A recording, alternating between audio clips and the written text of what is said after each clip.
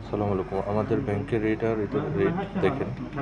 এদের rate UA দ্বারা হচ্ছে দেখি 0.154, আমাদের হচ্ছে দেখি 0.13।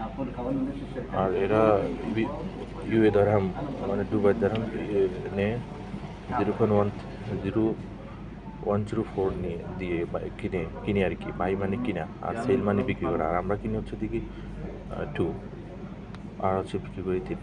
তারপর হচ্ছে দেখি আরেকটা জিনিস দেখায় বাহারানি দিরাম, দেখেন আজকে রেট।